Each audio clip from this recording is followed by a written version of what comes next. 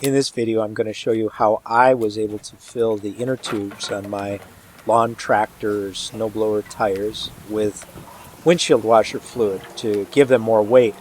It's a bit unfair because I have this really cool tank that I use to winterize my cabin.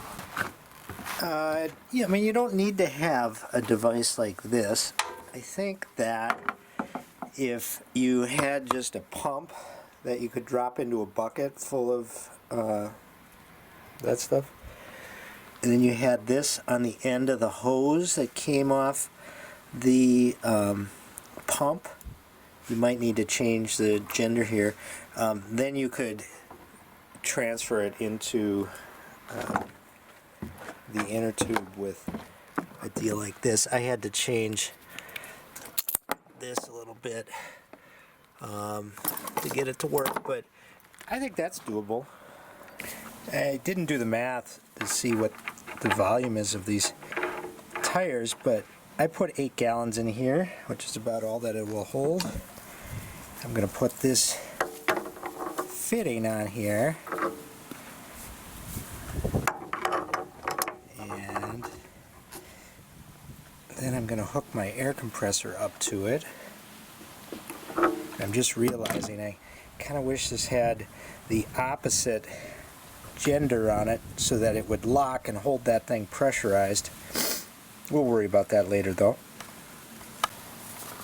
On this end I have just a regular hose that I hook up to winterize my cabin. I'm going to put this on the other end so that I can hook up my air chuck, I guess, and inject this antifreeze or windshield washer fluid into this tire. So let's pressurize this sucker and see if this works. Okay, so I got this coming off my air compressor. Plug that in so we can pressurize it. I've got this hose. There's some redundancy here. There's more than one way to do this, but this will plug into here. So I've got that plugged into there, and then this goes to here. So let's turn this sucker on and pump that up and see what happens. That's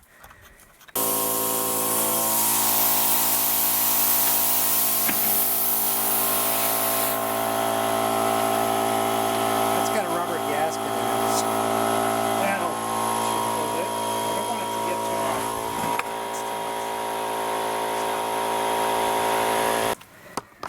too much. I'm sure you all knew this. I didn't.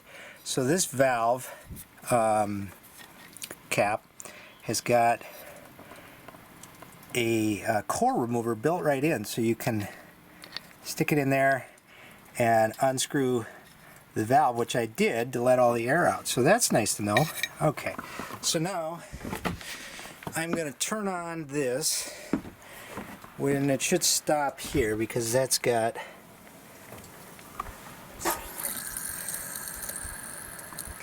okay. Now we're going to hook this up and pump that stuff right in here. I'm going to set this camera down.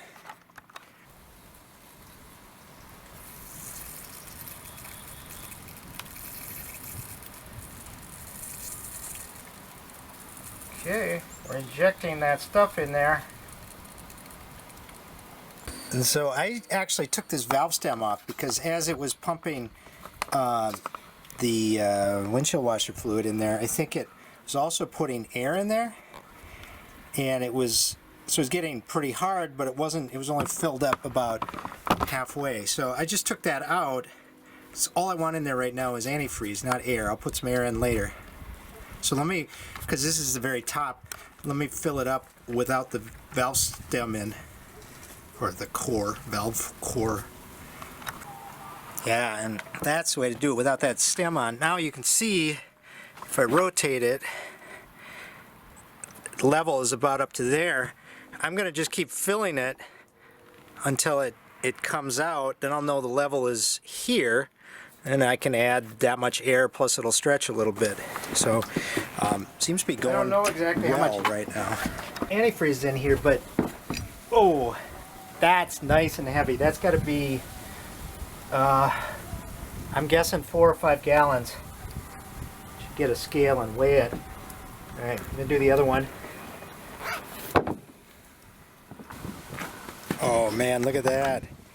That's awesome. It looks great. Wish I could use it, but I can't. So who would have thought that they'd have different types of hubs on these wheels? I guess I didn't. This one's got this like oval-ated thing, and the one that's on it has a key. And you can see there. And on the axle there's a keyway for this. Yeah, and that's not going to work. Bummer. I guess I can put these tires on these wheels, but I don't have my tire irons with me, so it's not going to happen this trip. It was going so well. Otherwise it works so great. Okay, well, I guess stay tuned, and when I get those switched over, we'll make another video.